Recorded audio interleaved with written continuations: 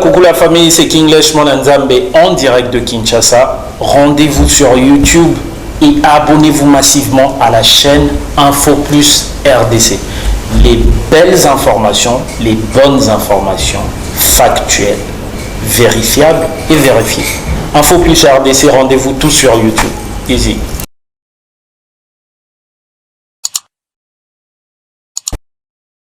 Ils sont au nombre de 85, ces sénateurs qui ont choisi de se regrouper sous la bannière de l'Union sacrée de la nation afin de matérialiser la vision du chef de l'État, Félix-Antoine Tshisekedi Tshilombo. Conduits par le président de leur chambre modeste, Bahati Lukwebo, ces sénateurs ont suivi la vision du chef de l'État qui a du reste félicité ses interlocuteurs pour leur courage politique. Je voulais vous dire vraiment toute mon admiration parce que je sais que ce que vous avez pris comme décision était une décision qui demandait du courage.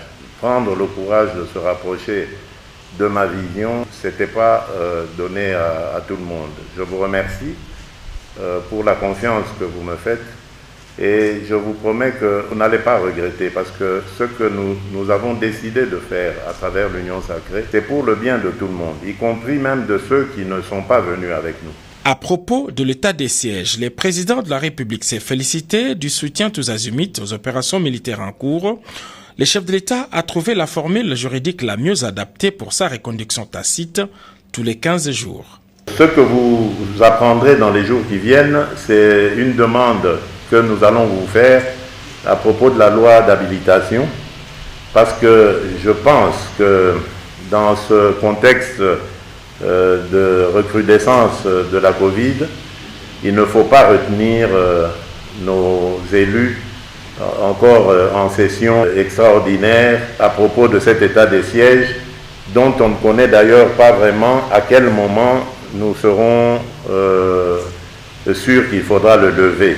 Évoquant les processus électoraux qu'il veut crédibles, le président Félix-Antoine Tshisekedi Tshilombo a sollicité l'appui des sénateurs de l'Union sacrée pour faire passer les lois essentielles. Dans quelques jours, vous allez avoir des décisions à prendre, il y aura des enjeux importants.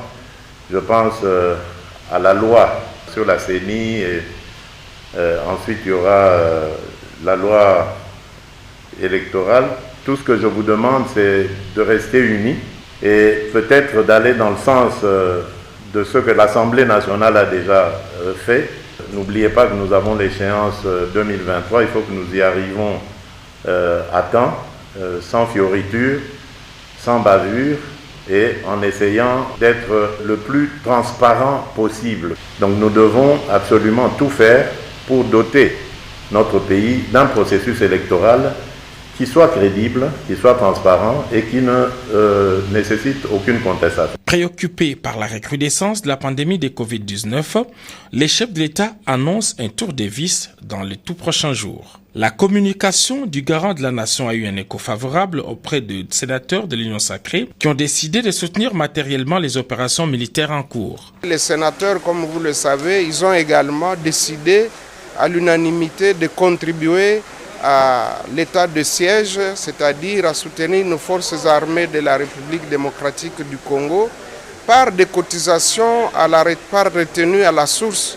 Pendant 3 mois, chaque sénateur a consenti un retrait, l'équivalent de $500 par mois, ce qui fera $1 500 en francs congolais par sénateur. L'indépendance de la justice, la crédibilité de la Chambre haute, tout comme la gratuité de l'enseignement, sont autant d'autres sujets évoqués par le président Félix-Antoine Tshisekedi Tshilombo.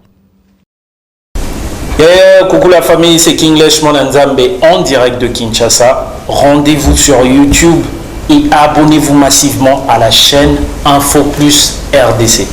Les belles informations, les bonnes informations, factuelles, vérifiables et vérifiées.